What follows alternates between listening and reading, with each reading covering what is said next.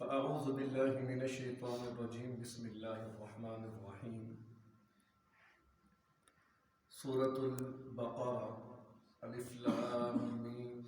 ذلك الكتاب لا ريب فيه هدى للمتقين صدق الله العظيم۔ گزشتہ منگل سورة الفاتحہ کا درس مکمل ہو چکا ہے اور اس کا خلاصہ اہدنا الصراط المستقیم کہ ہم اللہ تبارک و تعالیٰ سے صراط مستقیم کی ہدایت کو طلب کرتے ہیں۔ پھر اس کے بعد آگے سورۃ البقرہ کے آغاز میں الف لام میم ذالک الکتاب، ذالک اس میں اشارہ ہے اور وہ اشارہ قرآن مجید کی طرف ہے کہ وہ کتاب جو اللہ تبارک و تعالیٰ نے نازل فرمائی ہے تو وہ صراط مستقیم یا وہ ہدایت جو تم سورہ فاتحہ میں مجھ سے مانگ رہے تھے، پھر ہر نماز کے ہر رکعت کے اندر مجھ سے مانگتے ہو، تو وہ صراط مستقیم رب کی یہ کتاب ہے کہ اگر کسی کو ہدایت چاہیے، صراط مستقیم چاہیے، تو اس کو قرآن مجید کے ساتھ تعلق قائم کرنا پڑے گا۔ سورہ فاتحہ کے بعد دوسری سورہ مبارکہ سورۃ البقرہ ہے، جو کہ قرآن مجید کی سب سے طویل سورہ مبارکہ ہے کہ جس میں 286 آیات اور 40 رکوع ہیں اور تقریباً یہ 2.5 پاروں تک چلی جاتی ہے۔ فضائل کے حوالے سے اس سورہ مبارکہ کے احادیث میں بہت سے منقول ہیں کہ آپ صلی اللہ علیہ وسلم کا فرمان کہ سورہ بقرہ کو پڑھا کرو کیونکہ اس کا پڑھنا برکت ہے، چھوڑنا حسرت ہے، بد نصیبی ہے اور اہل باطل اس پر قابو نہیں پا سکتے۔ اور حضرت معاویہ رضی اللہ تعالی عنہ سے روایت ہے کہ اہل باطل سے مراد جادوگر ہے، یعنی یہ سورہ مبارکہ گھر کے اندر شیاطین اور اس کی جو اثرات ہیں اس سے حفاظت کا ایک بہت مؤثر اور بہترین ذریعہ ہے۔ ویسے بھی جس گھر میں اس سورہ مبارکہ کی تلاوت کی جائے اس گھر میں شیطان نہیں رہتا، بھاگ جاتا ہے۔ اور ایسے ہی شیطان کے متعلقہ جو جنات، آسیب، جادو ٹونے جتنے بھی چیزیں ہیں وہ اس سورہ مبارکہ کی برکت سے گھر میں نہیں رہتی۔ اکثر عاملین کہ جہاں گھر کے اندر اس قسم کے مسائل درپیش ہوں تو ان کو یہی تلقین کرتے ہیں کہ گھر میں سورہ بقرہ کا اہتمام کرو یا اونچی آواز میں سورہ بقرہ گھر میں لگا لیا کرو، تاکہ اس سے کیا ہوگا جتنے بھی یہ اثرات ہیں وہ اثرات والی اشیاء ہیں وہ ساری گھر سے نکل جائیں گے۔ اور اس کے علاوہ اور بھی بہت سارے فضائل اس سورہ مبارکہ کے منقول ہیں، جیسے کہ حدیث میں آپ صلی اللہ علیہ وسلم کا فرمان ہے کہ ہر چیز کا ایک کوہان ہوتا ہے۔ کوہان جیسے اونٹ ہے، اس کا کوہان یعنی سب سے اعلیٰ چیز، اعلیٰ جگہ، اعلیٰ مقام، تو ہر چیز کا ایک اعلیٰ مقام ہوتا ہے، اعلیٰ حصہ ہوتا ہے۔ تو فرمایا قرآن کی کوہان یا قرآن کا سب سے افضل اور اعلیٰ حصہ وہ سورۃ البقرہ ہے۔ اور اسی طرح اس میں ایک آیت ایسی ہے جو تمام آیات کی سردار ہے اور اس سے ایک اشارہ ہے آیت الکرسی کی طرف کہ آیت الکرسی بھی اسی سورہ بقرہ کے اندر موجود ہے۔ تو برکہ ویسے تو قرآن ہے ہی ہر چیز، ہر آیت، ہر لفظ فضیلت والا، لیکن بعض کے فضائل کو اہتمام کے ساتھ آپ صلی اللہ علیہ وسلم نے بیان فرمایا ہے۔ اور اس سورہ مبارکہ کا نام جو سورہ بقرہ رکھا گیا، بقرہ عربی میں کہتے ہیں گائے کو یا بیل کو بھی کہہ سکتے ہیں، کیونکہ اس سورہ مبارکہ میں آیت نمبر 67 سے 73 آگے تفصیل آئے گی، ایک گائے کا واقعہ مذکور ہے جو بنی اسرائیل کے متعلقہ ایک واقعہ پیش آیا تھا۔ ایک عامیل نامی شخص تھا جس کو اس کے بھتیجوں نے قتل کر دیا یا چچا زاد بھائیوں نے قتل کر دیا۔ مقصد کیا تھا؟ وراثت ہمیں مل جائے، حصہ ہمیں مل جائے۔ اور چونکہ وہاں پہ ایسے اسباب وسائل موجود نہیں تھے کہ قاتل کی کوئی نشاندہی ہو سکے، لہٰذا انہوں نے مار دیا۔ تو بعد میں جب یہ معاملہ حضرت موسیٰ علیہ السلام کے پاس آیا تو آپ نے بامر ربی ان کو بتایا کہ گائے کو ذبح کرو اور اس کا ایک ٹکڑا اس میت کے ساتھ لگا دو، تو اللہ کے حکم سے وہ مردہ زندہ ہو جائے گا اور خود تمہیں اپنے قاتل کا نام بتا دے گا۔ تو گویا کہ یہ واقعہ جو ہے یہ اللہ تبارک و تعالیٰ کی الوہیت اور کمال قدرت پر ایک بہت بڑی دلالت ہے، اور ان ایام میں وہاں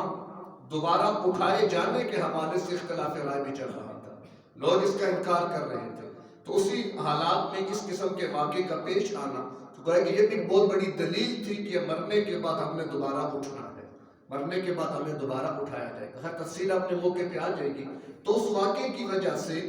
اس سورہ کا نام سورہ باقرہ رکھا گیا۔ کیوں؟ کہ کوئی ایسا نام کسی بھی سورت کا جو کہ اس کے تمام مضامین کا احاطہ کر لے یہ بڑا مشکل ہے، کیونکہ ہر سورت کے اندر ایسے ایسے وسیع مضامین بیان ہوئے ہیں کہ کوئی ایک لفظ ان سب کو گھیر ہی نہیں سکتا۔ تو لہذا بھی بطور علامت یا نشانی سورہ کے اندر سے کوئی ایک علامت کے طور پر اس کا نام رکھ دیا جاتا ہے۔ باقی اس کا جو زمانہ نزول ہے کہ یہ نازل کب ہوئی، تو اس حوالے سے تفصیلات ملتی ہیں کہ ہجرت مدینہ کے بعد نازل ہوئی، جب آپ صلی اللہ علیہ وسلم ہجرت فرما چکے۔ گویا کہ تقریباً 87ویں یہ سورہ مبارکہ ہے نزول کے اعتبار سے۔ اس سے پہلے 86 صورتیں نازل ہو چکی تھی، اس لیے کہ 40 سال کی عمر میں آپ کو نبوت ملی، اور اس کے بعد 13 سالہ مکی دور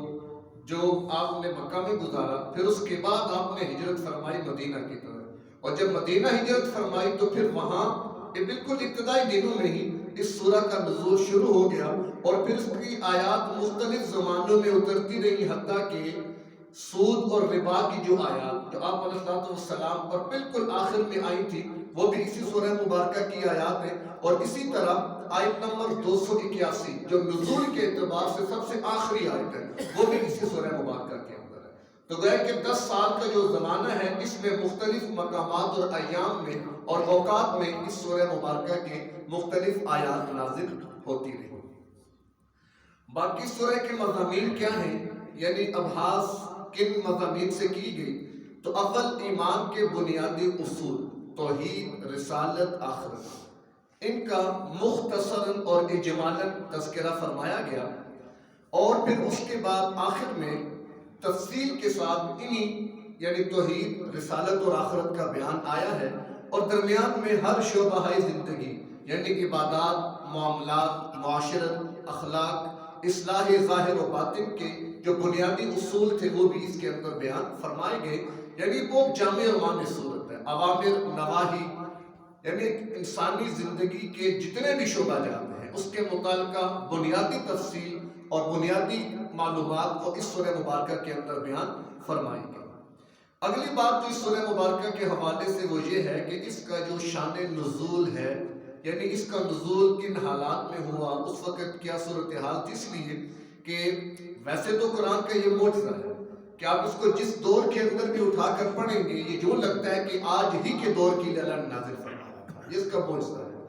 آج کے مسائل جتنے بھی ہمیں درپیش ہیں ان تمام مسائل کو ذہن میں رکھ کے اگر آپ قرآن کھولیں گے تو آپ کو ہر چیز بڑی وضاحت کے ساتھ نظر آئے گی۔ تو اسی طرح اس دور کے اندر کی جو آیات نازل ہوتی تھی تو وہ واقعات کی بنیاد پر حالات کے پیش نظر جیسے حالات ہوا کرتے تھے اس کے مطابق آیات آیا کرتی تھی۔ تو جب سورہ بقرہ کا نزول ہوا یا اس کا آغاز ہوا اس وقت حالات کس قسم کے تھے، تو اس حوالے سے 3-4 اہم چیزیں ہیں جو کہ گویا کہ پوری سورہ کا خلاصہ ہمارے سامنے رکھ دے گی۔ اس میں پہلی چیز یہ ہے کہ ہجرت سے قبل جب آپ مکہ میں تھے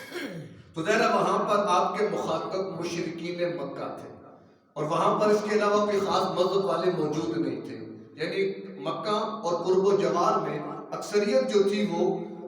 مشرکین مکہ ان کی تھی۔ ظاہر وہ تو بہت سارے بتوں کو اپنا الہ بنائے ہوئے تھے، کوئی کتاب ان کے پاس نہیں، نہ کوئی نبی، نہ کسی کی تعلیمات، کچھ بھی نہیں تھی۔ تو اس لیے مکہ میں جتنی بھی آیات اتری ہیں ان کے اندر ایک تو اصول دین یعنی توحید، رسالت، آخرت، قبر، ان کے بارے میں تفصیلات بتائی گئی۔ پھر جو ایمان لے آتے تو ان کی اخلاقی تربیت کی جاتی تھی، اخلاقیات پر ان کی محنت ہوتی تھی۔ لیکن جب آپ مکہ سے مدینہ ہجرت فرما گئے تو مدینہ میں پھر آپ کا سابقہ یہودیوں سے بڑھ گیا۔ یہود وہاں پر آباد تھے،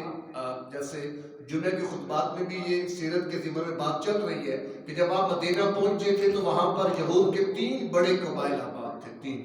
ایک بنو نذیر، ایک بنو قینقاع اور ایک بنو قریظہ، یہ 3 بڑے قبائل تھے یہود کے۔ اور چونکہ یہودی ایک ضابطۂ شرعی کو مانتے تھے،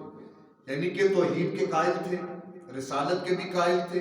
آخرت کے بھی قائل تھے، وحی کے بھی قائل تھے، اور یہ وہ ضابطہ شریعہ جو موسیٰ علیہ السلام پر نازل ہوا تھا، تو اس بنیاد پر یہود جو تھے وہ ان تمام چیزوں کو مانتے تھے اور خود کو یہودی بھی کہلواتے تھے اور نسبت اپنی موسیٰ علیہ السلام کی طرف کیا کرتے تھے۔ لیکن چونکہ موسیٰ علیہ السلام کو گزرے ہوئے اس وقت تقریباً 19 صدیاں گزر چکی تھی، یعنی اسرائیلی روایات کے مطابق یہ بات ملتی ہے کہ 1272 قبل مسیح،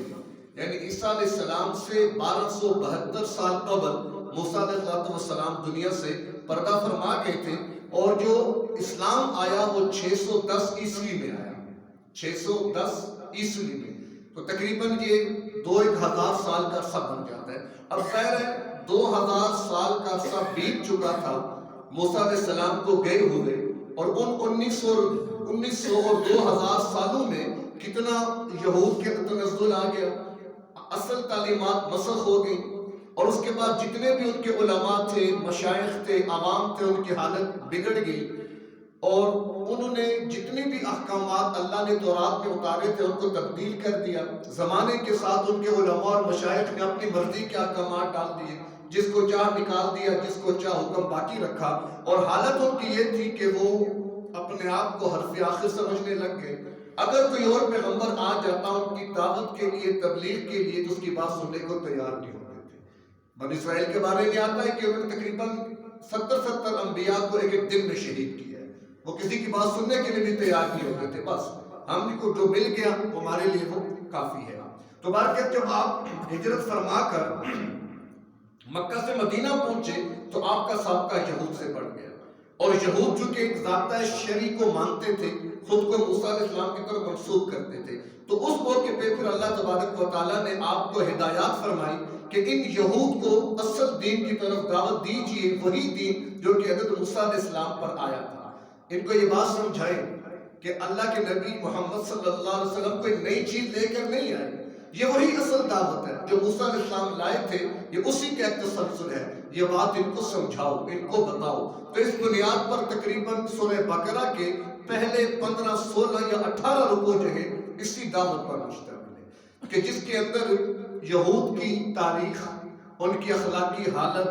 ان پر جو اللہ نے انعامات کیے، اس کی بنیاد پر جو وعدہ خلافی کرتے رہے، پوری ہسٹری کو ہے کہ اللہ تبارک و تعالیٰ نے، جیسے ترجمے میں آگے چلیں گے تو سمجھ آتی جائے گی بات، کہ اللہ نے یاد دلایا کہ تم پر اللہ نے کیا کیا کیا، کس کس موقع پر کیا کیا احسانات کیے تھے، اور تم آج یہ کیا کر رہے ہو۔ تو یہ تو ایک چیز تھی کہ مکہ میں دعوت اور مخاطب مشرکین مکہ تھے، لہذا وہاں پر دعوت جو تھی وہ توحید، رسالت، آخرت کی تھی، اور وہاں سے جب آپ مدینہ پہنچے تو وہاں پر پھر آپ کا سابقہ پڑ گیا یہود کے ساتھ۔ پھر یہود کو آپ نے اصول دین کی دعوت دینی شروع کی، اور 15-16 رکوع اسی دعوت پر اور انہی کی تاریخ پر مشتمل ہے۔ اس کے بعد دوسری چیز، چونکہ مکہ میں جو صورتحال تھی وہ تو آپ کے سامنے ہے، اس کا جمعے کے اندر بھی تذکرہ چل رہا ہے کہ مکہ میں آپ پر کیا حالات تھے اور کن مشکلات کا سامنا تھا، جو بھی ایمان قبول کرتا اس کے لیے کیا حالات بنائے جاتے۔ تو بہرکیف 13 سال کی یہ محنت اور مشقت، یہ قربانیاں، یہ مصائب برداشت کرنے کے بعد پھر اللہ نے حکم دیا کہ اے نبی آپ مدینہ تشریف لے لیں۔ تو پھر آپ وہاں سے مدینہ تشریف لے گئے، پھر جو بھی ایمان لاتا ہے مسلمان ہوتا تو سارے وہاں پر مدینہ میں جمع ہونے لگ گئے۔ تو اس بنیاد پر مدینہ میں ایک اسلامی ریاست، اگرچہ وہ چھوٹی ہی تھی، قائم ہو گئی، کیونکہ بہت سارے مسلمان وہاں پر جمع ہو گئے۔ تو گویا کہ ہجرت مدینہ کے بعد جب آپ مدینہ قیام پذیر ہوئے تو آپ کے وہاں پر قیام پذیر ہونے کے بعد اور مسلمانوں کے وہاں پر جمع ہونے سے اسلامی ریاست قائم ہوگی، لہذا اب ضرورت اس امر کی تھی کہ ہدایات اس حوالے سے دی جائے کہ جو معاشرہ قائم ہو گیا، ریاست بن چکی ہے، اس کا نظام کیسے چلانا ہے۔ تو لہذا اس بنیاد پر پھر اصولی ہدایات جو تھی وہ دینی شروع کی گئی، کہ جس کے اندر تمدن، معاشرت، معیشت، قانون، سیاست، ان کے متعلقہ جو احکامات تھے وہ اللہ نے نازل کیے تاکہ ریاست اپنی بنیادوں پر قائم ہو جائے۔ جیسے آج بھی کوئی بھی ریاست جو قائم ہوتی ہے تو اس کے بنیادی 3 نظام ہوتے ہیں، ایک اس کا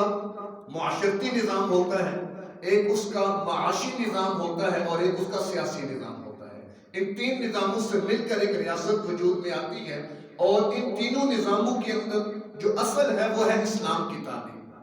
اور اس میں اصل بنیاد جو ہے وہ اسلامی خلافت کی ہے، کہ وہ ہمیں بتائیں گی کہ معاشرتی نظام کے اندر ہمارا طور طریقہ کیا ہونا چاہیے، معاشی طور پر ہمیں کن بنیادوں پر کام کرنا چاہیے، اور سیاسی طور پر ہمیں کیا ہونا چاہیے۔ وہ الگ مسئلہ کہ آج اللہ معاف فرمائے، ہم اپنے اگر بات کریں تو ہم معاشرتی بنیادوں پر دیکھیں تو ہمارے اندر ہندوانہ رسومات بہت زیادہ ہیں۔ معاشرتی بنیادوں پر ہماری شادی بیاہ کے معاملات، سب رسم و رواج ہمارے ہندوؤں والے ہوتے ہیں۔ گھروں میں انتقال ہو جاتا ہے تو 3 دن، پھر 40 دن، پھر سال، یہ سب رسومات بھی یہ وہی ہندوؤں سے ہم تک منتقل ہوتی چلی آئی ہیں، کہ وہ بھی لاش کو جلا کر اس کی جو راکھ ہوتی ہے 3 دن کہیں رکھتے ہیں، پھر اس کے بعد جا کر پھینکنا، پھر کچھ دنوں کے بعد پھر وہاں پر جانا، تو یہ ساری چیزیں وہاں سے ہمارے اندر آئیں۔ تو آج ہمارا المیہ یہ ہے کہ معاشرتی طور پر آج ہم ہندوازم یا ہندو مذہب کے مطابق چل رہے ہیں۔ اگر ہم معاشی بنیادوں پر دیکھتے ہیں تو ہماری معیشت جو ہے وہ یہود کے زیر اثر ہے، کیونکہ یہود نے سودی نظام رائج کیا ہے۔ حالانکہ ہیں وہ بھی اہل کتاب، عیسائی بھی اہل کتاب ہیں، اور اہل کتاب عیسائی ہو یا یہودی ہو، اللہ کا امر سود ہر شریعت میں حرام رہا ہے۔ عیسائی اس کے قائل نہیں تھے۔ جہاں تک رومن کیتھولک کا تعلق ہے وہ تو شاید آج بھی اس کو حرام سمجھتے ہیں، لیکن بعد میں پروٹسٹنٹ کا جو ایک فرقہ بنا عیسائیت کے اندر، اس کو پھر کیپچر کیا یہودیوں نے، اور اس پروٹسٹنٹ کے جو تھے ماننے والے اور اس کے بڑے پیشوا، انہوں نے سود کو جائز کر دیا۔ اس بنیاد پر پھر یہ سود کے بہت بڑا نظام، آگے کہیں کسی موقع میں تفصیل آ جائے گی کہ یہ بینکنگ سسٹم جو چلا، پھر یہ IMF بن گیا، پھر یہ ورلڈ بینک بنا، اس کے پیچھے تفصیلات اور اس کے پیچھے حقائق کیا ہیں۔ تو برکت معاشی طور پر اگر ہم دیکھتے ہیں تو ہمارا معاشی نظام یہود کا جو نظام ہے اس پر ہے، اور رہ گیا سیاسی نظام تو وہ ڈیموکریسی یا جمہوریت جو عیسائیوں کا نظام ہے، جو عیسائیوں نے گویا کہ لانچ کیا ہے اس کو، جس کو ہم نے بھی آ کر وصول کر لیا۔ تو گویا کہ معاشرتی طور پہ ہم ہندو بن گئے، اور معاشی طور پہ ہم یہودی بن گئے، اور سیاسی طور پر ہم عیسائی بن گئے۔ اسلام کہاں ہے اور مسلمان کہاں ہے؟ یہ ہے بہت بڑا المیہ، جہاں سورہ بقرہ کے ضمن میں آپ یہی سمجھیں کہ اس کے مخاطب یہود نہیں ہے، اس کے مخاطب ہم ہیں، کیونکہ بظاہر تو خطاب یہود سے ہے، کیونکہ یہود نمبر 1 صاحب شریعت پیغمبر کے ماننے کے مدعی تھے، وہ ہم بھی ہیں۔ یہود ایک کتاب کے قائل تھے، وہ ہم بھی ہیں۔ لہذا جب شریعت کے کوئی بھی قائل، ہم بھی قائل، ایک قانون اور ضابطے کے وہ بھی قائل، ہم بھی قائل، تو لہذا جو احکامات ان بنیادوں پر اللہ نے ان کو دیے، تو اس کے مخاطب انہی بنیادوں پر میں اور آپ بھی ہیں، اور آج کے مسلمان بھی ہیں۔ تو پھر تفصیل جب چلے گی تو وہاں پر ہم موازنہ کرتے چلے جائیں گے ان چیزوں کا۔ تو برکت دوسری چیز کہ سورہ بقرہ چونکہ مدینہ میں اس کا نزول شروع ہوا، اور وہاں پر ایک اسلامی ریاست جو تھی وہ قائم ہو چکی تھی۔ جب اسلامی ریاست قائم ہو گئی تو لہذا اب ضرورت تھی کہ وہاں پر ایک نظام قائم کیا جائے، لہذا اس نظام کے متعلقہ جتنی بھی ہدایات تھیں وہ اس سورہ مبارکہ کے اندر بیان فرما دی گئی۔ تیسری چیز اس کے ضمن میں کہ جب ایک اسلامی ریاست بن گئی تو لہذا پھر سارا عالم عرب آ گیا اس کو ختم کرنے کے۔ جیسے آج کے دور میں بھی آپ دیکھ لیں کہ ملا عمر کے دور میں جس وقت افغانستان میں ملا عمر جب موجود تھے رحمۃ اللہ علیہ، اور اسلامی ریاست قائم ہو گئی تھی، تو پھر کیسے نیٹو، عیساف اور یہود و نصارہ کیسے دوڑے آئے ہوئے، کیونکہ اسلام کی فطرت میں قدرت نے لچک دی ہے، اتنا ہی ابھرے گا جتنا کہ دباؤ گے۔ تو لہذا اسلام کے اندر یہ صفت بھی ہے کہ جب خلافت قائم ہوتی ہے پھر اس کے کچھ تقاضے ہوتے ہیں، پھر وہ ٹھہرتی نہیں ہے، پھر وہ پھیلتی ہے۔ جیسا کہ مدینہ میں اسلامی ریاست قائم ہوئی تو پھر وہاں سے اس نے پھیلنا شروع کر دیا، اتنا پھیلی کہ جب آخری صحابی جو خلیفہ تھے حضرت معاویہ رضی اللہ تعالیٰ عنہ، جب وہ پردہ فرما رہے تھے دنیا سے، تو آدھی سے زیادہ دنیا پر اسلام پہنچ چکا تھا۔ پھر اس کے بعد آگے چلے ہمارے قریب کے دور میں خلافت عثمانیہ، جس کا 1923 میں سقوط ہو گیا تھا، وہ تقریباً 3 بریاتوں پر پھیلی ہوئی تھی، 3 بریاتوں پر، اتنی بڑی خلافت تھی۔ انہی ایام میں مالٹا کے اندر جب شیخ الہند رحمہ اللہ قید کیا گیا تو کوئی جنرل بھی تھا جو کہ کورٹ مارشل ہوا تھا، وہ بھی اسی جزیرے میں قید کیا گیا۔ تو یہ دونوں حضرات وہاں پر جمع ہوئے تو شیخ الہند رحمہ اللہ نے اس انگریز جرنیل سے ایک بات کہی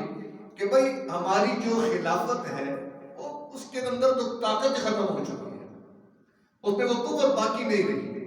عرب کے اندر بغاوت ہو چکی ہے، فلاں جگہ پر بغاوت ہو چکی ہے، کس کس طریقے سے غداروں نے ستیہ ناش کر دیا، تو تم کیوں ہماری خلافت کے پیچھے پڑے ہوئے ہو؟ وہ تو ویسے بھی ایک آخری سانسیں لے رہی ہے۔ تو جرنیل نے کہا کہ یہ اتنا سادہ سوال نہیں تھا جتنی سادگی سے آپ نے پوچھ لیا، بھائی کیا مطلب؟ انگریز جرنیل کہنے لگا کہ دیکھو خلافت خواہ کسی درجے میں کیوں نہ ہو، کسی بھی درجے میں کیوں نہ ہو، لیکن ہمیں یہ پتا ہے اگر خلیفہ نے کسی موقع پر نفیر عام یعنی جہاد کا اعلان کر دیا نا، تو آپ کو نہیں معلوم کہ پھر کہاں کہاں سے قافلے اٹھ کے آ جائیں گے، تو ہم اس سے ڈرتے ہیں۔ تو خلافت کی بنیاد پر جو جہاد کا نظم قائم ہوتا ہے، پھر اسلامی ریاست جب پھیلنا شروع ہوتی ہے تو اس سے کفار پھر گھبراتے ہیں کہ ہمیں ان کے ماتحت ہونا پڑے گا۔ تو بہرکیف یہی صورتحال مدینہ کے اندر پیش آ گئی کہ جب دیکھا عرب کے کفار میں کہ مدینہ میں ایک ریاست قائم ہو چکی ہے، وہاں پر ایک نظام بنتا چلا جا رہا ہے اور جو جہاں مسلمان ہو رہے ہیں سیدھا مدینہ پہنچ رہا ہے، تو لہذا اب کفار نے کیا کیا، کوشش کی کہ اس ریاست کو ختم کر دیا جائے۔ لہذا انہوں نے اس کے لیے پھر آگے تفصیلات آ جائیں گی کہ بدر کا مارکہ، احد کا مارکہ، یہ سارے کیا تھے، یہ اسی کی وجہ سے تھے۔ تو لہذا اس سورہ مبارکہ میں ان حالات کی بنیاد پر اللہ نے 5 ہدایات دی اہل ایمان کو، آپ کہہ لیں اہل مدینہ کو یا اس اسلامی ریاست کے رہنے والوں کو 5 ہدایات دی۔ پہلی ہدایت تو یہ دی کہ پورے عزم سے دعوت و تبلیغ کے ذریعے لوگوں کو اپنا ہم عقیدہ بناؤ، زیادہ سے زیادہ لوگ، تاکہ تمہارے عقیدے نظریے سے منسلک ہو جائے اور تمہاری تعداد کے اندر اضافہ ہو جائے۔ نمبر 2، مخالفین کا باطل پر ہونا دلائل کے ساتھ ثابت کرو تاکہ کوئی شبہ باقی نہ رہے کہ یہ حق ہے اور یہ باطل ہے۔ نمبر 3، جو آپ پیش آمدہ جتنے بھی ناموافق حالات ہیں، ظاہر مشکلات ہیں، پریشانیاں ہیں، تمہارے اوپر بڑے حالات آنے والے ہیں، تو تم نے صبر و استقامت کا مظاہرہ کرنا ہے۔ نمبر 4، مخالفین کی تعداد اور ان کی جو مادی قوت ہے اس کی پرواہ نہیں کرنی۔ بڑی عام ہدایت ہے کہ مخالفین کی تعداد کہ وہ کتنے ہیں اور مادی قوت نہیں، اس کی پرواہ نہیں کرنی، بلکہ جو بھی مسلح مزاحمت ہوگی تم نے مسلح ہو کے مقابلہ کرنا ہے، پرواہ نہیں کرنی، توکل اللہ پہ کرنا ہے۔ اس 4 نمبر اصول کو اگر ہم آج کے دور میں دیکھیں تو افغانستان بہت بڑی اس کی مثال ہے کہ وہاں پر نہ تو مادی قوت تھی ان کے پاس، نہ ان کے پاس تعداد، 70-75 ہزار ٹوٹل طالبان ہے، اور اس کے مقابلے میں آپ دیکھ لیں 27 ممالک، لاکھوں میں ان کی فوج، تو تعداد میں کثرت بھی ہے۔ نمبر 2، مادی قوت کتنی ہے ان کے پاس ہم سوچ بھی نہیں سکتے، اتنی ٹیکنالوجی ہے، لیکن اصول تھا کہ اگر اللہ پر توکل کر کے تم کھڑے رہو گے تو کوئی طاقت تمہیں نہیں گرا سکتی، نہیں گرائے گی۔ اور نمبر 5، اگر مخالف اسلامی نظام قبول نہ کرے تو پھر تم ان کے باطل نظام کو نہ جڑ سے اکھاڑ کے پھینک دو، اسلامی نظام نے بارگاہ نافذ ہو کر رہنا ہے۔ تو یہ 5 ہدایات تھیں ان حالات کے پیش نظر جو کہ آگے پیش آنے تھے جب اسلامی ریاست بن چکی۔ اور آخری بات اس حوالے سے وہ یہ ہے کہ اسلام کی دعوت جب مدینہ میں عروج پر جانے لگی، ایک نیا عنصر پیدا ہو گیا اور وہ عنصر تھا منافقین۔ یہ تیسرا طبقہ، کیونکہ یا تو اس سے پہلے مومن تھے یا پھر کافر، مکہ میں یا تو مومن یا کافر، جب مدینہ پہنچے تو اہل ایمان اور یہود۔ تیسرا طبقہ، ایک تیسرا عنصر وہ منافقین کا پیدا ہو گیا۔ پھر ان منافقین کی مختلف قسمیں تھیں۔ مثال ایک قسم وہ تھی جو اسلام کو برحق مانتے تھے مگر اپنے مفادات اور تعلقات کو ترجیح دیتے تھے۔ اگر ہم اسلام لائیں گے تو ہمارے مفادات پر ضرب پڑ جائے گی، لوگ ہمیں لینا دینا چھوڑ دیں گے، تعلقات ہیں، سرداروں سے ہماری گفتگو ہے، بات چیت ہے، تو یہ تو بڑا مسئلہ ہو جائے گا۔ نیز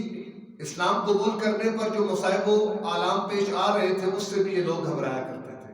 تو لہذا ایک طبقہ وہ تھا جو اسلام کو حق مانتا تھا، صرف اپنے مفادات کی وجہ سے اور مشکلات کے ڈر سے اسلام قبول نہیں کرنا تھا، لیکن وہ ظاہراً پھر کہنے لگی ٹھیک ہے جی ہم ایمان لاتے ہیں، ہم ایمان لائیں۔ ایک طبقہ وہ تھا۔ نمبر 2، جو حقیقی مخالف تھے، واقعی بنیادی قلبی طور پر کافر تھے، بس ظاہری وہ کلمہ پڑھ کے مسلمانوں کے ساتھ گھوما پھرا کرتے تھے۔ تیسرے وہ تھے جو اسلامی حکومت کے دائرے میں آ گئے تھے، مدینہ میں اسلامی حکومت قائم ہو گئی، اب وہاں پر کفار رہ رہے ہیں، اب وہ ظاہر ہے ادھر اسلام ہے ادھر کافر ہے، اب اسلام بھی نہیں قبول کرنا چاہتے، کافروں سے بچنا چاہتے، لہذا وہ درمیانی پالیسی اختیار کر لی۔ کہ ادھر جاتے تو ہم تمہارے ہیں، ادھر جاتے تو ہم تمہارے ہیں، تاکہ ادھر کا فائدہ بھی مل جائے، ادھر کا فائدہ بھی ملتا رہے۔ نمبر 4، جو اسلام اور جاہلیت کے درمیان متردد تھے، انہیں بھی یقین نہیں ہو رہا تھا کہ اب ادھر جائیں یا ادھر جائیں،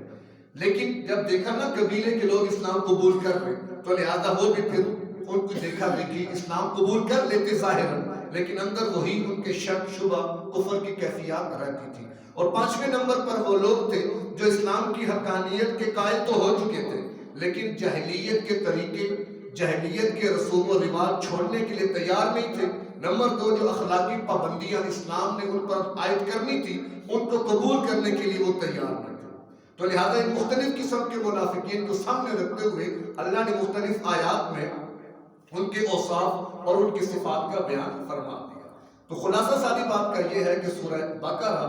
اپنے مضامین کے اعتبار سے بہت عظیم سورہ مبارکہ ہے، اور اس کا نزول مکی